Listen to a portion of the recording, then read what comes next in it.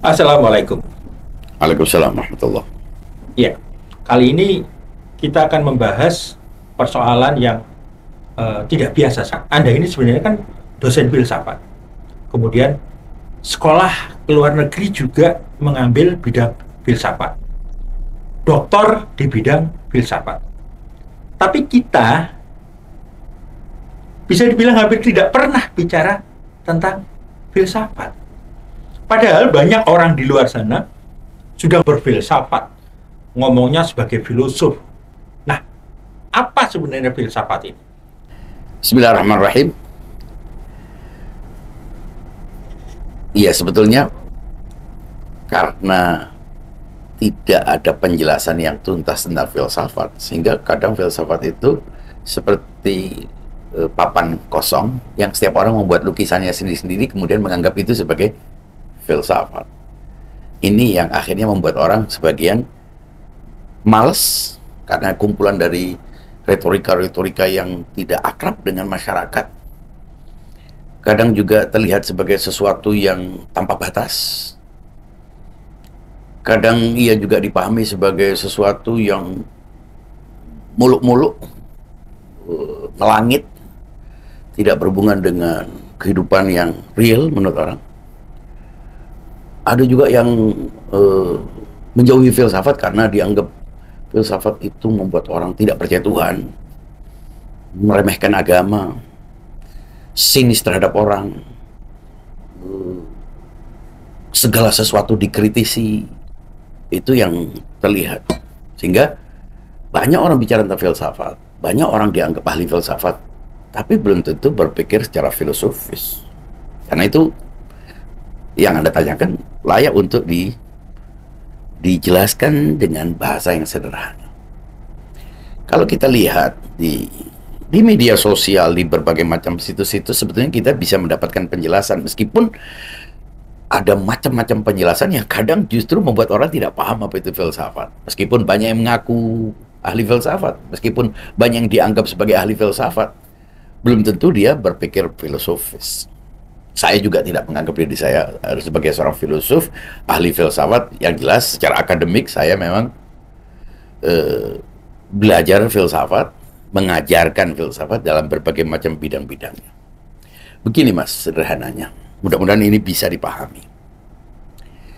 Filsafat itu bisa dilihat dari berbagai macam perspektif. Kalau kembali kepada sejarah awalnya, filsafat itu adalah semua masalah yang dipikirkan secara rasional. Jadi apapun yang dipikirkan secara rasional itu dianggap sebagai filsafat. Itu dahulu. Sebab lawannya adalah orang yang tidak menggunakan akal sehat. Sehingga orang yang ngawur, orang yang seenaknya itu dianggap tidak berfilsafat. Kalau kita artikan bahwa filsafat adalah philos dan sophia, cinta kebijaksanaan. Jadi orang yang bijak itu adalah orang yang menggunakan akal sehat. Nah, orang yang tidak menggunakan akal sehat tidak bijak. Tidak bijak itu bisa bodoh, bisa ngawur, bisa apa saja. Semua yang tidak menggunakan akal sehat itu bodoh, gila, ngawur, dan seterusnya. Semula begitu saja orang memahami filsafat. Karena cinta kebijakan, cinta kebijaksanaan. Ini kan bermula dari istilah yang digunakan, yang diberikan oleh mereka yang tunduk pada kaidah-kaidah logika dalam berpikir. Nah, dalam pengertian sangat luas ini, siapapun bisa berpikir filosofis selama dia menggunakan akal sehat. Temanya apapun, selama kita menggunakan akal sehat itu berarti dia sudah berpikir filosofis. Semula makna primer dari filsafat itu.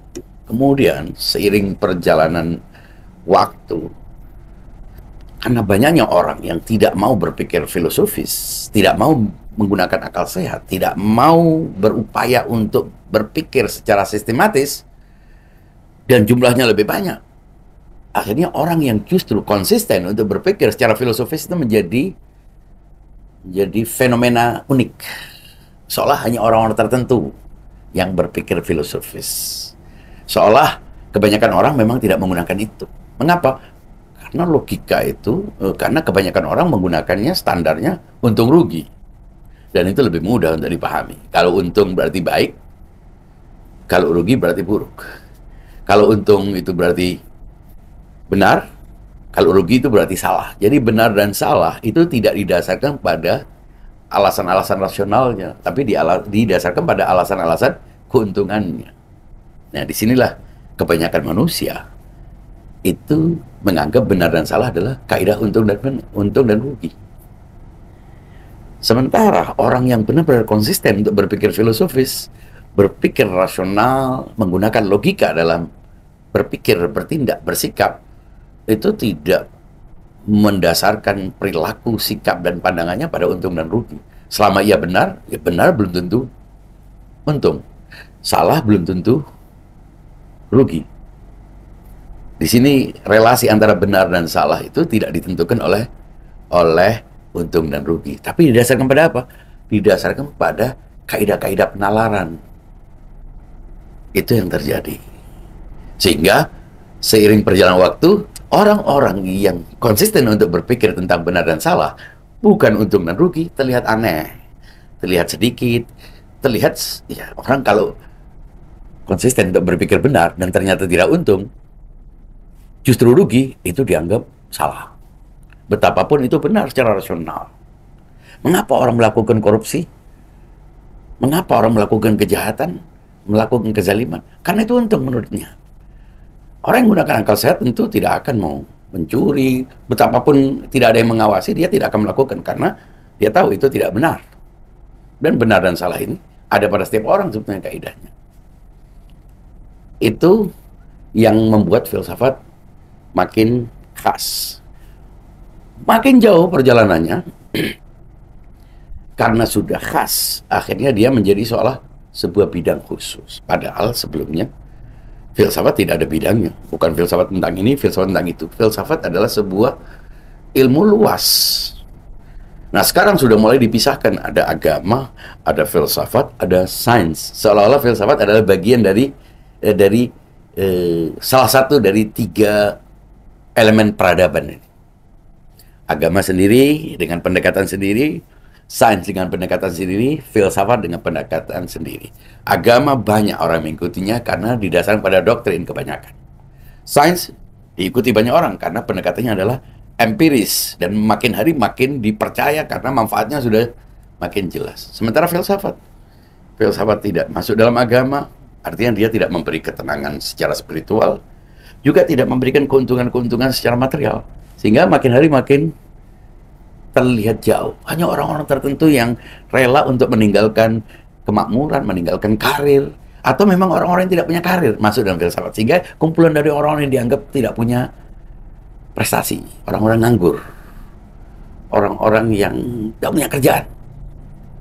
Itu orang dianggap begitu. Orang-orang yang tidak punya ya prestasi dalam bidang sains, tidak punya capaian-capaian yang bisa dilihat secara konkret. Dari situlah akhirnya filsafat makin terpinggirkan. Dan pada perkembangan berikutnya, filsafat inilah yang sebetulnya membangun peradaban. Agama, sains, itu awalnya adalah filsafat. Sebelum ada sains, sebelum ada agama, sebelum agama menjadi keyakinan publik, masyarakat, sebelum sains menjadi sebuah bidang yang disukai oleh orang, semua orang itu awalnya berpikir secara rasional. Nah, berpikir rasional itulah sebetulnya filosofis.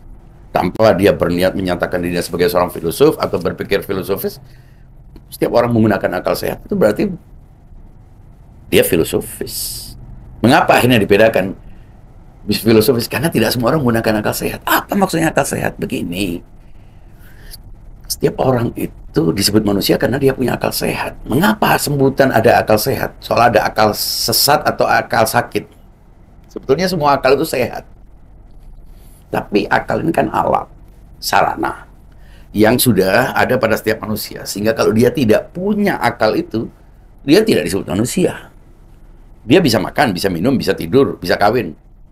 Belum tentu manusia. Disebut manusia karena punya akal. Akal inilah yang tidak terlihat, tapi dia bisa dilihat dari tindakan-tindakan manusia. Apakah dia menggunakan akal sehat atau tidak? Akal adalah alat yang setiap orang punya, tapi tidak semua orang menggunakan akal. Tidak semua orang juga mampu menggunakan akal. Ya ibarat kita punya alat, punya sarana, rice cooker misalnya. Itu kan alat. Meskipun itu terjadi. Bedanya kalau akal dalam diri kita, kalau rice cooker jauh. Tapi alat ini bisa saja saya tidak mampu menggunakannya karena saya tidak punya tangan misalnya. Sehingga ia tidak berfungsi. Atau saya punya tangan, tapi saya menggunakannya tidak sesuai dengan tutorialnya. Cara pakainya. Ya digunakan. Misalnya rice cooker, saya masukkan baju kotor saya di situ. Digunakan. Ya. Alat itu sudah digunakan, tapi tidak sesuai dengan aturan pakai. Nah, aturan pakainya namanya logika. Jadi sebetulnya setiap manusia itu tidak hanya dibekali dengan akal, dengan alat, tapi juga diberi tutorial. Nah, tutorial inilah ada karena kita sering lebih banyak menggunakan kaidah untung dan rugi, ini terlupakan. Sehingga rice cooker kadang sudah disepakati sebagai mesin cuci, kita juga akhirnya mencuci dengan rice cooker. Ya, direbus bajunya, jadi bersih. Tapi itu tidak sesuai dengan penggunaan. Nah, karena logika itu harus mengikuti pakem, dan seringkali kalau kita mengikuti aturannya, itu tidak menguntungkan. Tidak menguntungkan. Bahkan mungkin secara material itu merugikan. Orang mulai mengabaikan. Sehingga akhirnya diganti dengan sebuah tutorial baru dengan alat baru namanya untung dan rugi. Padahal untung belum tentu benar. Orang mencuri kan untung, tapi tidak benar. Rugi, orang menyumbang kan rugi, uangnya kan berkurang, tapi benar. Nah, kalau semua kaidahnya benar itu disamakan dengan untung, salah disamakan dengan rugi, ya orang tidak akan berempati, orang tidak akan menyumbang, orang tidak akan membantu, karena semuanya harus diukur dengan untung dan rugi. Yang terlihat baik itu pasti ada ukuran untungnya. Sehingga banyak orang berbuat baik, tapi banyak sekali tujuannya adalah keuntungan. Entah keuntungan itu sesuatu yang terlihat atau sesuatu yang sifatnya semangat, rasa senang, rasa happy. Itu semuanya adalah keuntungan. Nah, orang yang berpikir rasional dengan menggunakan logika sebagai aturan pakainya, dia tidak peduli apakah itu untung atau rugi. Walaupun sebagian yang benar itu untuk menguntungkan dan sebagian yang salah itu merugikan. Jadi kalau kita mau kembali kepada penjelasan sederhana tentang filsafat adalah ilmu atau cara berpikir dengan menggunakan akal dengan menggunakan sekaligus dengan tutorialnya. Tutorialnya itu nanti di situ ada susunan pikiran. Bagaimana orang menyusun pikiran dari pikiran awal. Pikiran awal ini apa? Yang ada pada setiap manusia. Nah, kalau bicara dalam komputer itu ada namanya BIOS. Kemudian ada yang namanya OS. Kemudian baru ada yang aplikasi atau program. Itu sebetulnya mengadopsi sistem pikir kita. Jadi dalam diri kita ini ada pikiran-pikiran awal. Sepaket dengan kehadiran kita. Apa? Itu yang disebut dengan aksioma-aksioma. Pikiran-pikiran awal. Yang otomatis kita berpikir dengan itu. Nah, ukuran kebenaran harus kembali kepada pikiran awal itu. Kemudian dihubungkan juga dengan fakta yang ada di luar. Untuk mengenali sesuatu yang di luar ini, apa dasarnya? Harus benar dulu dalam pikiran kita. Makanya ada prinsip koherensi dan prinsip korespondensi. Nah, karena terlalu lama kita tidak menggunakannya, akhirnya menggunakan istilah-istilah. Nah, istilah-istilah tidak akrab kita gunakan. Makin menjauhkan kita dari persoalan yang sederhana ini. Padahal sebetulnya itu sudah terjadi pada setiap orang. Tapi ketika menjelaskan sesuatu yang sangat jelas itu justru membuatnya menjadi tidak jelas. Itulah filsafat dalam bahasa yang sederhana. Kemudian banyak orang yang mengklaim sudah berfilsafat. Logikanya sudah benar. Pakai logika. Saya bicara ini pakai logika. Nah, cuman bagaimana kemudian kita bisa mengukur bahwa seseorang itu sudah benar-benar memenuhi kaidah yang ada. Sementara yang tahu terkait kaidah ini juga nggak banyak. Memang sekedar mengklaim dia sudah berpikir logis atau menggunakan logika bukan berarti dia berpikir logis. Ada pakem, seperti undang-undang. Saya sudah mengikuti undang-undang. Saya sudah sesuai dengan aturan. Tidak cukup. Apakah dia bisa dipastikan? Nah, untuk itu dia perlu uji coba. Makanya ada uji coba. Bagaimana dia harus menata pikiran. Dia harus ungkapkan satu pikiran, kembali satu pikiran. Kembali kita bisa mengejar seseorang sampai kembali kepada satu pikiran di mana kita juga sama dengan itu. Seperti prinsip identitas, prinsip kausalitas, prinsip kontradiksi. Itu semuanya menunjukkan kita mungkin berbeda dalam pikiran-pikiran di atas. Tapi pikiran awalnya kita sama-sama menerima kausalitas, sebab akibat. Kita sama-sama menerima identitas, bahwa segala sesuatu itu ada pada dirinya kebenaran itu. Baru kemudian kita memberinya nama. Kita tahu ada subjek, ada predikat. Sebelum kita sebutkan subjek dan predikat, kita sudah menyusun subjek dan predikat. Saya sebagai diri, ini adalah subjek.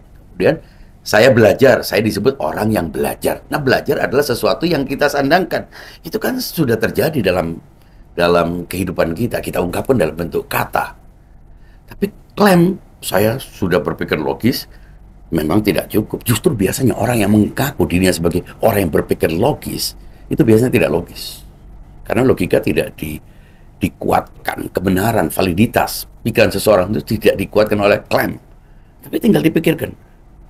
Kita masuk ke dalam pikirannya. Kalau ternyata pikirannya tidak logis, ya tidak logis. Betapapun dia dikenal sebagai orang yang berpikir logis. Nah, ada keculasan sebagian orang yang pernah sedikit belajar filsafat, karena dia tahu tidak banyak orang belajar filsafat, karena tidak tahu banyak tentang istilah-istilah yang dia jadikan sebagai andalan. Ketika dia melontarkan sebuah pikiran dan pikiran itu ditolak, dia akan mengatakan, Anda tidak pernah tahu persoalan ini. Anda salah memahami ucapan saya. Dia bisa berkelit dengan itu, dan karena sudah punya percaya diri, sementara pihak yang di sana diposisikan sebagai pihak yang tidak mengerti, akhirnya persoalan menjadi lumer, dan dia tetap agen sebagai pemenang. Padahal dia anti filsafat. Perilakunya justru anti filsafat, anti logika. Tapi dikenalkan sebagai logika. Orang yang begini mestinya tidak dikenal sebagai ahli filsafat, tapi ahli sofisme. Dia berpikir sofistik, dia tidak berpikir filosofis. Sayangnya, masyarakat lebih suka dengan yang heboh. Soalnya kalau orang kritis, ngabur ngomong, mencerca orang lain, itu justru terkenal sebagai filosofi. Orang berfilsafat itu orang santun, orang yang rendah hati, orang percaya diri, tapi dia tidak arogan. Mestinya filosofi itu begitu, karena bijak. Orang bijak mana mungkin mencela orang. Orang bijak mana mungkin arogan. Orang bijak justru tidak ingin menonjolkan dirinya. Tapi orang akan respect terhadap pikiran-pikirannya. Belum tentu terkenal, belum tentu banyak peminatnya, belum tentu banyak penggemarnya, tapi dia akan tetap konsisten. Karena kebenaran tidak ditentukan oleh banyak atau sedikitnya orang yang menerimanya, orang yang menyanjungnya, atau orang yang mengaguminya. Itulah filsafat.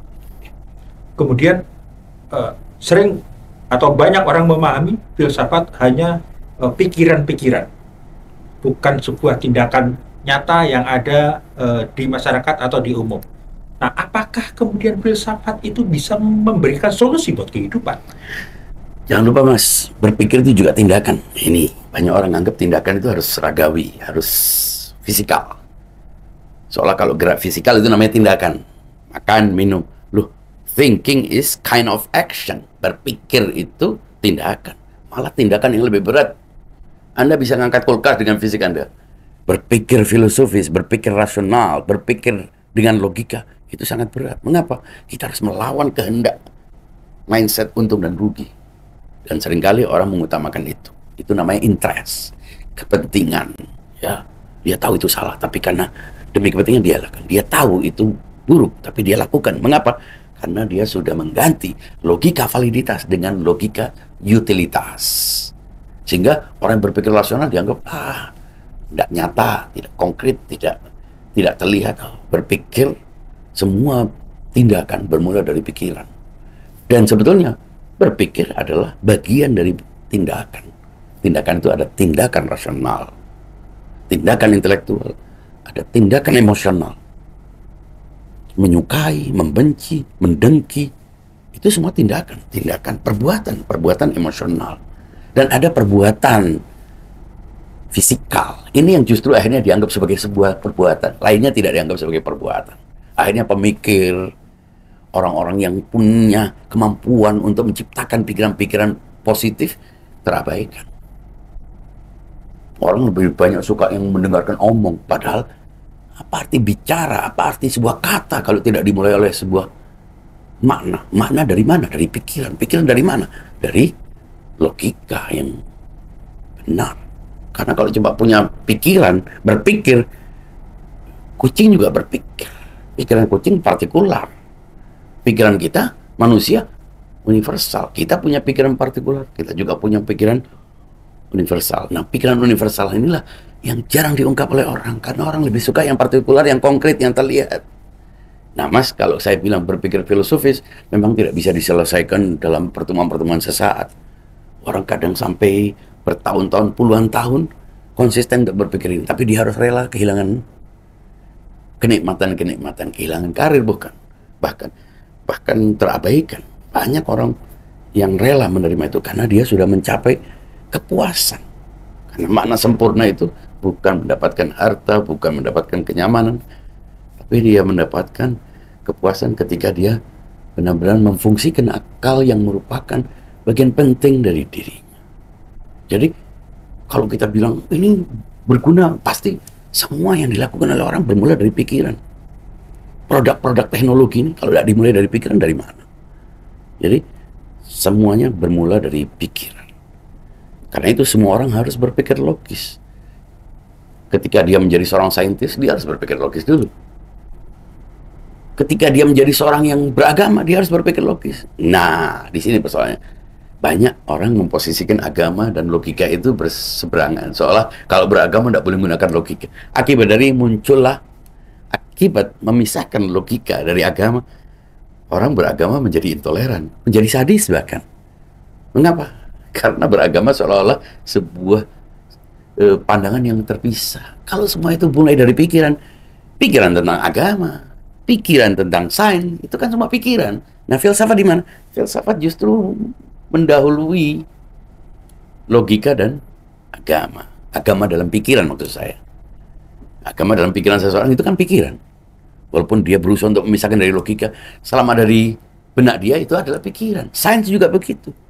Ilmu yang diajarkan oleh tentang sains itu mana? Apa ada bentuknya? Tetap pikiran juga. Yang diajarkan orang itu kan pikiran-pikiran.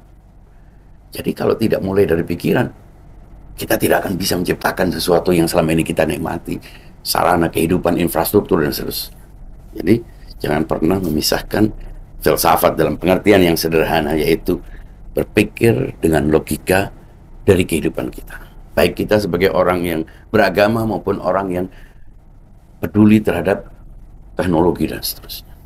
Baik kehidupan duniawi maupun kehidupan akhrawi sama-sama memerlukan filsafat dalam pengertiannya yang primer, yaitu berpikir sistematis dengan logika, yang kita sebut dengan berpikir filosofis.